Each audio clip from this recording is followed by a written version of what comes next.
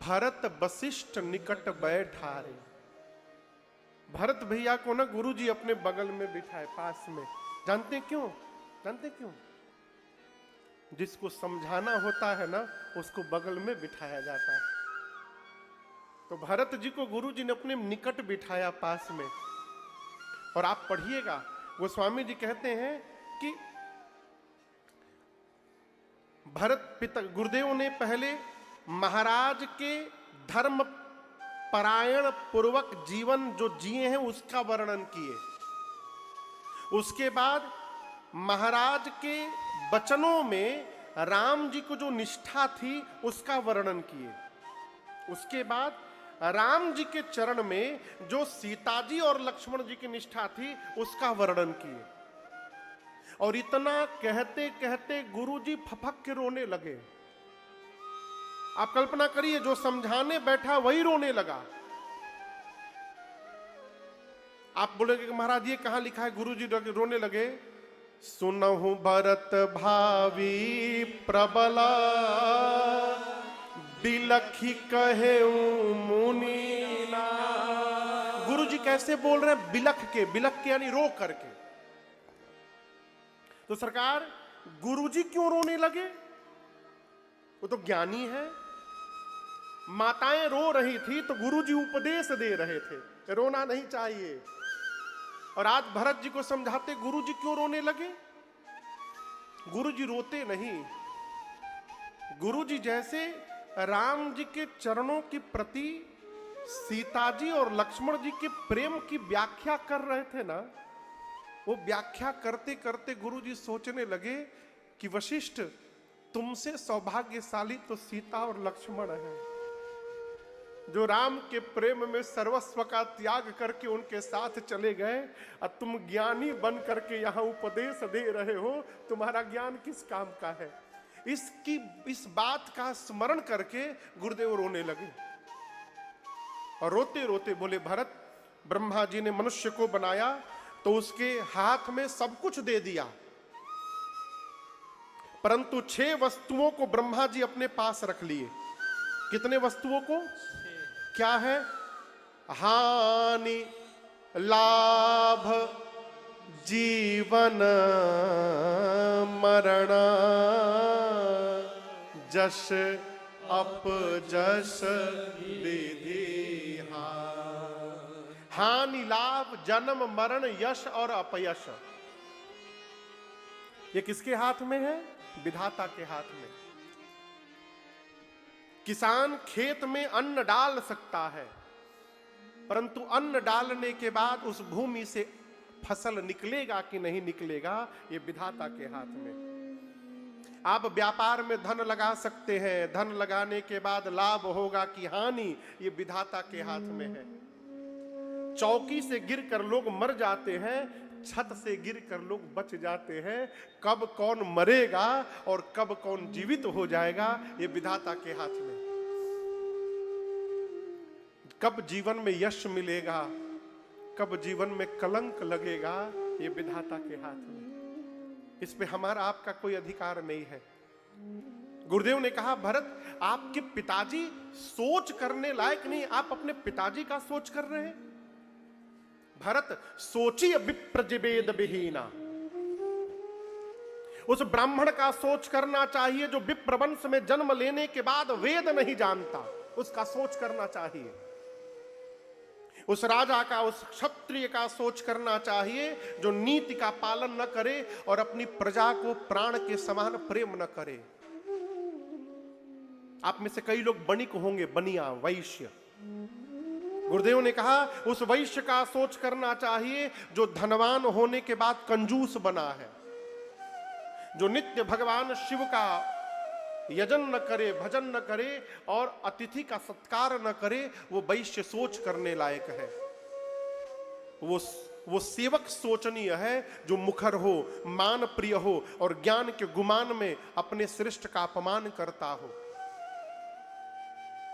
वो शिष्य सोचनीय है भरत, जो गुरु की आज्ञा का पालन न करे। वो गृहस्थी सोचनीय है जो गृहस्थ धर्म का निर्वाह न करे। सोचिए गृही जो मोह बस करई करम पथ त्याग। वो स्त्री सोचनीय है जो घर में बात बात पर कलह करे, अपने मन से विचरण करे। भरत वो वानप्रस्थ सोचनीय है जो तपस्या छोड़कर भोग में लगा हुआ है। वो सन्यासी सोच करने लायक है जो सन्यास लेने के बाद भी जगत के प्रपंच में फंसा हुआ है। भरत वो मनुष्य सोच करने लायक है जो चुगली करता है, इधर की उधर करता है, केवल अपने शरीर का पोषण करता है, माता पिता गुरु भाई से विरोध करता है। और भरत एक बात कहे, वो मनुष्य तो सब प्रकार से सोच करने लायक है जो मानव का शरीर प्राप्त होने के बाद भगवान का भक्त नहीं बन पाया, वो सब प्रकार से सोचनीय है, सब प्रकार से सोचनीय है। आपके पिताजी सोचनीय नहीं है भरत। आपके पिता जैसा पिता न था, आपके पिता जैसा पिता न है, और आपके पिता जैसा पिता अब भविष्य में होने वाला भी नहीं है। मैं कुल गुरु हूं, मैं कितना बोलूं। इंद्र जिसकी प्रशंसा करते हो, ब्रह्मा शंकर जिसकी प्रशंसा करते हो, राम आप लक्ष्मण और शत्रुघ्न जैसे जिसके 4 रत्न पुत्र हो, उस महाराज के भाग्य के बारे में क्या क्या बोलूं। एक बात कहना चाहता हूं भरत, सब प्रकार भूपति बड़ भागी। आपके पिताजी सब प्रकार बड़ भागी थे, आप व्यर्थ में उनको लेकर के सोच कर रहे हैं। भरत जी, आपके पिताजी को प्राण से प्रेम नहीं था, वचन से प्रेम था। यदि उनको अपने प्राण से प्रेम होता ना तो वो वचन छोड़ देते, अब प्राण बचा लेते। लेकिन आपके पिताजी ने वचन को बचाया, प्राण का त्याग किया। यही जानकर आपके बड़े भैया राम ने एक वचन का पालन किया, वन में चले गए। मैं तो कहता हूं भरत, दूसरे वचन का आप पालन करिए और राजा बन जाइए। आज आप राजा बन जाइए भरत जी। भरत जी बोले, गुरुदेव मैं कुछ पूछ सकता हूं? गुरुजी ने कहा पूछो। भरत जी बोले, गुरुदेव क्या आपको भी ऐसा लगता है कि आप मना कर देते तो भैया न मानते और वन में चले जाते? गुरुजी बोले, नहीं भरत, मैं मना करता तो राम वन न जाते। तो भरत जी बोले, आपने क्यों नहीं मना किया, आपने क्यों जाने दिया उनको? गुरुजी बोले, भरत आपके पिताजी ने राम की सौगंध ले ली थी, यदि राम वन न जाते तो राम का अनिष्ट हो जाता, इसलिए मैंने नहीं रोका। फिर भरत जी सोचने लगे, कहे गुरुदेव अच्छा आप रोक नहीं पाए, ये तो कह सकते थे ना कि महाराज पहला वचन भरत का राज तिलक है तो सबसे पहले वचन को पूरा किया जाएगा और बाद में दूसरा वचन पूरा होगा, ये बोल सकते थे ना। गुरुजी बोले, भरत ये तो मैं बोल सकता था। भरत जी बोले, आपने क्यों नहीं बोला गुरुदेव? जैसे पहले वचन के अनुसार मैं राजा बनता, मैं राजा बनते राज आज्ञा पारित कर देता कि अब मेरे भैया वन में नहीं जाएंगे, भैया यहीं रुक जाते और मैं पूरी सत्ता उनके चरणों में समर्पित कर देता। गुरुदेव आपने ऐसा क्यों नहीं किया? भरत जी की बात पर गुरुदेव निरुत्तर हो गए। थोड़ी देर मौन रहने के बाद गुरुदेव बोले, भरत मुझे तो लगता है कि राम ही बन जाना चाहते थे, इसलिए ये भाव उस समय मेरे मन में आया ही नहीं। अब तो जो हो गया भरत, आप राजा बन जाओगे तो राम जी भी प्रसन्न होंगे। अब मैं तो कहता हूं अभी राजा बन जाइए, राम जी जब लौटेंगे तब राम जी को सत्ता सौंप दीजिएगा। सौंपे हु राज राम के आए। लेकिन एक बात याद रखिएगा, द्विवेदी जी बोलूं, लेते समय जो मन रहता है ना, देते समय वो मन नहीं रहता है।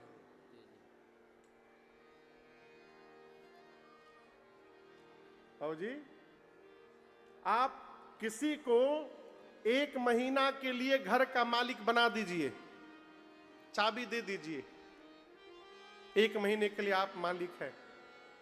1 महीने बाद चाबी मांगिएगा, चेहरा बदला बदला दिखाई देगा। क्यों? लेते समय जो भाव रहता है वापस करते समय नहीं रहता है। गुरु जी बोले अभी राजा बन जाइए, राम जी जब लौटेंगे 14 साल बाद तो लौटा दीजिएगा।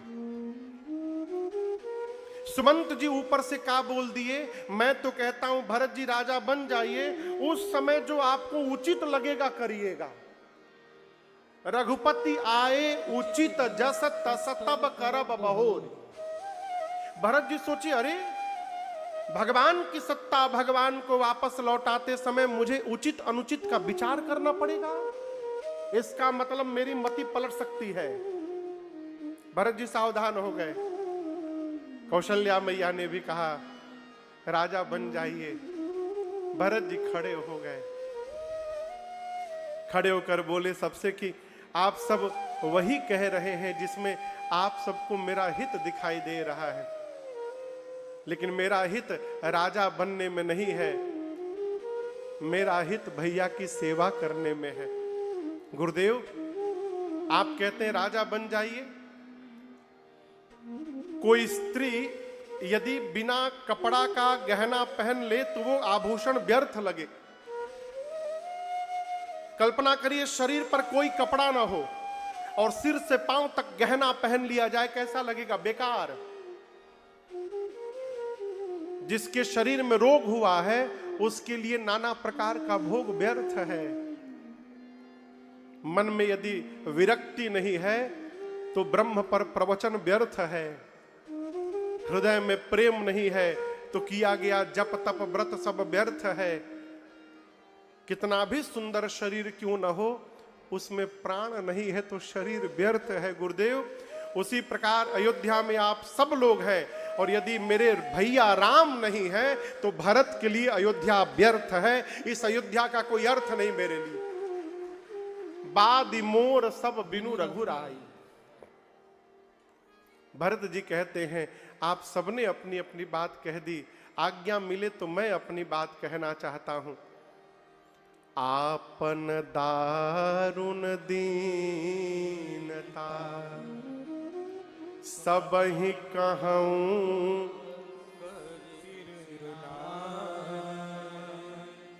देखे बिनु रघुनाथ पद, जिय कै जरनी। भरत जी हाथ जोड़कर बोले कि जब तक मैं भैया के चरणों का दर्शन नहीं कर लूंगा तब तक मेरे हृदय का ताप समाप्त नहीं होगा। आपसे एक बात बोलूं, पूछूं, आप भी इसका उत्तर दीजिए। गुरुजी भरत जी को कह रहे हैं कि भरत जी आप राजा बन जाइए। भरत जी बोले मैं राजा नहीं बनूंगा। ये गुरु आज्ञा की अवहेलना है कि नहीं है? मैं पूछ रहा हूं, बोलिए, जोर से बोलिए। तो क्या भरत जी गुरु जी की आज्ञा की अवहेलना कर रहे हैं? ये प्रश्न है। गुरु जी कह रहे हैं कि राजा बनिए, भरत जी बोले नहीं बनूंगा, मैं चित्रकूट जाऊंगा। तो अवहेलना है? कदापि नहीं है। क्यों? भरत जी गुरु जी की बात को आज्ञा मान ही नहीं रहे हैं। गुरु जी की बात को भरत जी उपदेश मान रहे हैं। क्या मान रहे हैं? कहते हैं मोहि उपदेश दीन गुरु नी का। गुरु जी ने मुझे बहुत बहुत अच्छा उपदेश दिया है। अब समझिएगा, मैं यहां कथा कर रहा हूं तो मैं आपको उपदेश दे रहा हूं, आज्ञा नहीं दे रहा हूं। आज्ञा यदि गुरुदेव दे देते कि मेरी आज्ञा है भरत जी स्वीकार करिए, भरत जी की हिम्मत नहीं थी, मना कर देते। गुरुदेव ने आज्ञा नहीं दी है, उपदेश दिया है। मैं आपको कथा में उपदेश कर रहा हूं, ये करना चाहिए, ये नहीं करना चाहिए। उपदेश आप सुन रहे हैं, अब ये आपके ऊपर है। आप मानिए, आप न मानिए, आप स्वतंत्र हैं, आप पर कोई बंदिश नहीं है। गुरु जी की बात को भरत जी उपदेश मान रहे हैं, इसलिए कहते हैं गुरुदेव आप तो बहुत अच्छा कहे हैं, लेकिन मेरा मन इसमें लग नहीं रहा है। प्रातः काल चली हूं प्रभु पाही, मैं प्रातः काल भैया के पास जा रहा हूं। और भरत जी कहते हैं मैं, मुझे पता है कि मैं ही अपराधी हूं, मेरे कारण ही मेरे घर में सब उत्पात हुआ है। लेकिन गुरुदेव एक बात मैं कहना चाहता हूं, जैसे मैं भैया के पास जाऊंगा ना, मुझे विश्वास है भैया जैसे अपने इस अपराधी भाई को भी देखेंगे ना, मुझे विश्वास है गुरुदेव मेरे सभी अपराधों को क्षमा करके और दौड़ करके मुझे अपने हृदय से लगा लेंगे। ये मेरा रघुनाथ जी पर भरोसा है, वो मेरा त्याग नहीं करेंगे कभी। मैं कल प्रातः काल जा रहा हूं। अयोध्यावासी सुने कि भरत जी सबको लेकर के चित्रकूट जाएंगे। बाबा कहते हैं ए जी चलता प्रातः लखी नीरनऊ नीके,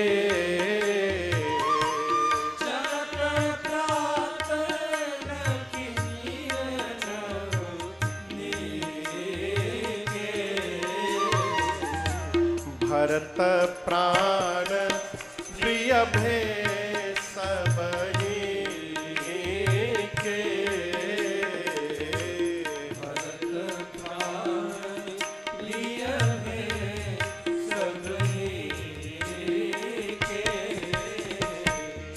भारतहि कहाहि सराही सराही,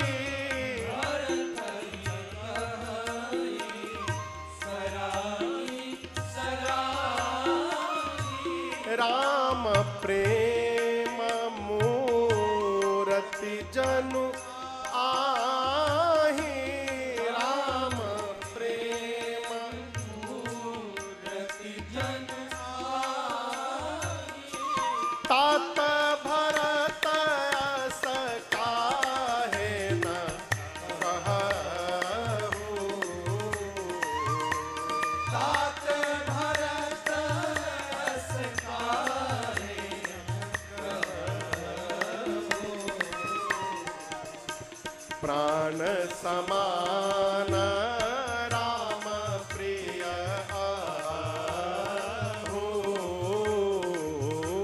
प्राण समान राम प्रिय आहू, प्राण समान राम प्रिय आहू। पूरी अयोध्या जय जयकार करने लगी। आपको बताऊं उस रात्रि अयोध्या में कोई सोया नहीं है। कहें अयोध्यावासी सोचे कि राम जी के साथ गए थे, तमसा के किनारे सोए थे तो राम जी छोड़ के चले गए। आज यदि अयोध्या में सो गए और कहीं भरत जी छोड़ के चले जाएंगे तो क्या होगा? कोई सोया नहीं। जो वृद्ध लोग थे, जो छोटे छोटे बालक थे, उनको कहा गया कि आप कहीं जाएंगे नहीं, आप घर में रहेंगे। जिसको कहा गया आप घर में रहेंगे, उसको ऐसा लगा किसी ने गले पर तलवार रख दिया हो।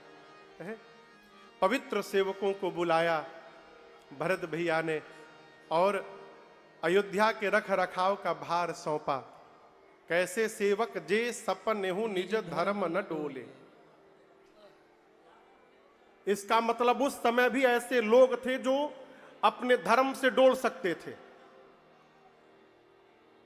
तभी न लिखना पड़ा कि जे सपनेहु निज धर्म न डोले। पवित्र सेवकों को बुलाया और बुला करके अयोध्या के संपूर्ण रख रखाव का भार सौंपा। गुरुदेव भगवान से भरत जी अनुमति मांगते हैं, गुरुदेव आप आज्ञा दीजिए तो हम राज्याभिषेक की पूरी सामग्री ले लें और वन में चलते ही आप भैया का राज तिलक कर दीजिएगा। जैसे गुरुदेव से भगत जी ने पूछा, गुरुदेव ने अनुमति दी, भरत भैया ने पूरी सामग्री ली और पूरे समाज को लेकर भरत भैया भरत चले चित्रकूट हो रामा, राम को मनाने भरत चले चित्रकूट हो रामा, राम को मनाने, राम को मनाने सिया लखन को मनाने, राम को मनाने सिया लखन को मनाने, भैया भरत चले चित्रकूट हो रामा, राम को मनाने, भरत चले चित्रकूट हो रामा, राम को मनाने, सिया राम को सिया राम को मनाने। पूरे समाज को लेकर भरत भैया चित्रकूट श्री रघुनाथ जी के पास पहुंचे हैं। राम जी ने पूरे समाज को उचित स्थान दिया विश्राम के लिए। अब चर्चा होने लगी कि कैसे वापस चलेंगे राम जी। एकहु जुगुति न मन ठहरानी। गुरुदेव भगवान ने पूरे समाज से कहा, देखिए राम वन में रहें चाहे राम अयोध्या में रहें, अयोध्या के राजा राम ही है। क्यों? राम जीव नहीं है, राम भगवान है। धर्म धुरीन भानुकुल भानु, राजा राम स्वबस भगवान। राम भगवान है। ब्रह्मा विष्णु महेश दिग्पाल सूर्य चंद्रमा अरुण वरुण कुबेर पवन पावक, इस ब्रह्मांड में ऐसा कोई नहीं है जो राम की आज्ञा का पालन न करे। मैं कहता हूं कि हम लोगों को भी राम जी की ही आज्ञा का पालन करना चाहिए। ये मेरे अनुसार है। कहिए क्या करना है? भरत जी बोले, गुरुदेव जो आप कहेंगे। गुरु जी ने कहा, भरत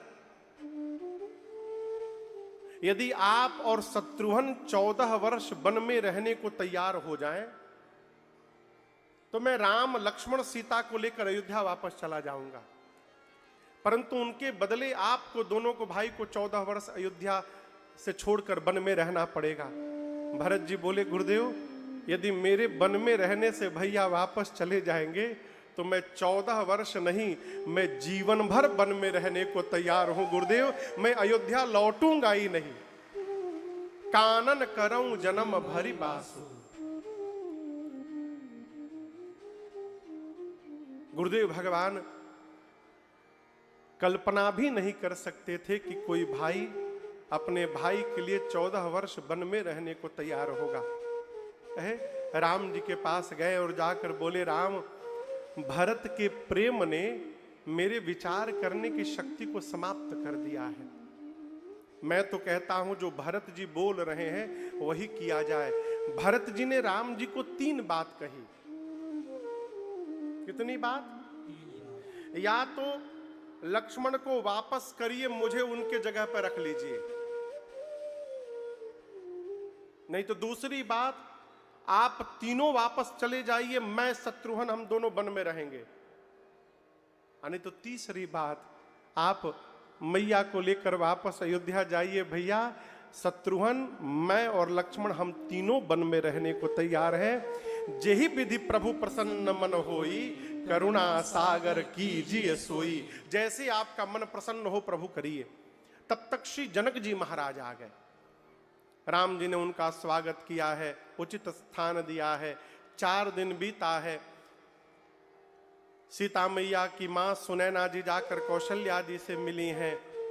कौशल्या जी ने सुनैना जी से कहा कि आप जनक जी से कहिए कि ऐसा कुछ करें कि राम लक्ष्मण को छोड़ के भरत को साथ में रख ले। अगला दिन हुआ है, आप दर्शन करिए। उचित क्या है संजीव जी? भरत जी कहां रहे?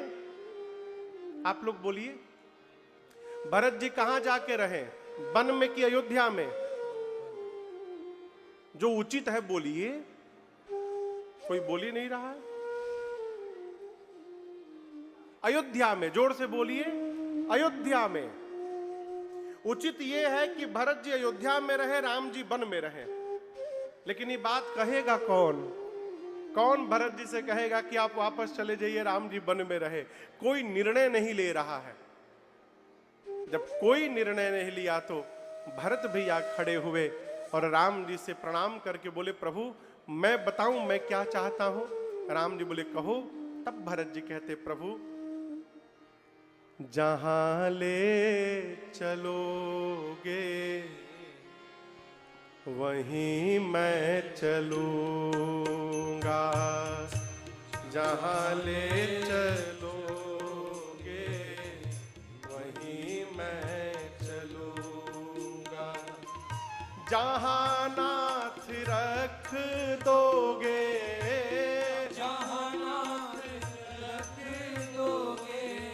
वहीं मैं रहूंगा, जहां ले चलोगे वहीं मैं चलूंगा, जहां ले चलोगे वहीं मैं चलूंगा।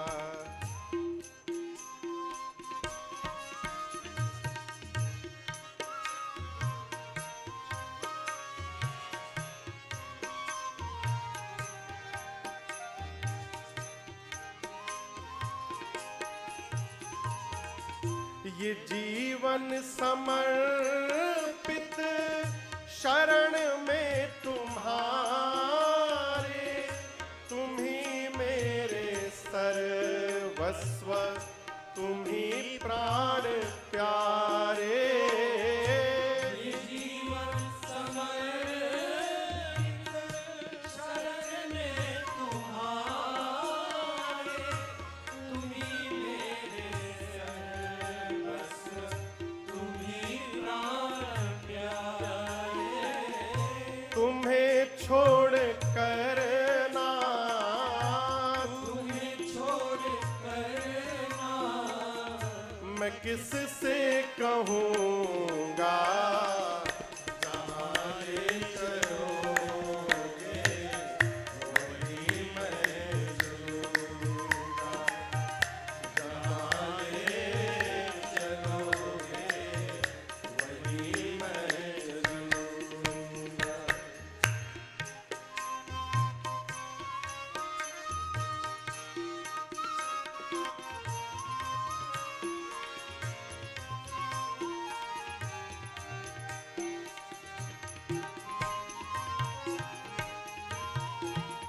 न कोई उलहना, ना कोई अर्जी, कर लो करा लो तुम्हारी जो मर्जी। कोई उलहना, ना कोई अर्जी, कर लो करा लो तुम्हारी जो मर्जी। कहना भी होगा तो, कहना भी होगा तो तुम्ही से कहूँगा, जहाँ ले चलोगे वहीं मैं चलूँगा, जहाँ ले चलोगे वहीं मैं चलूँगा।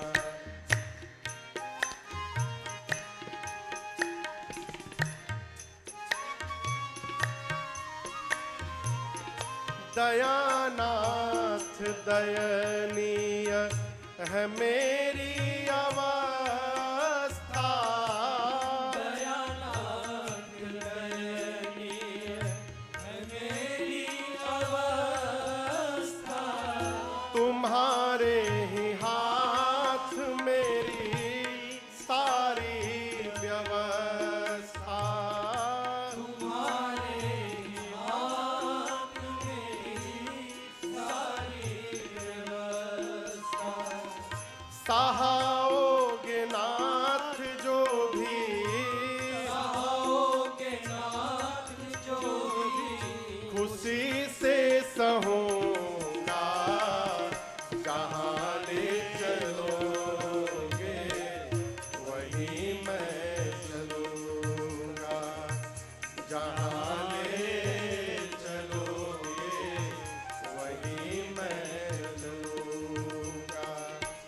जहां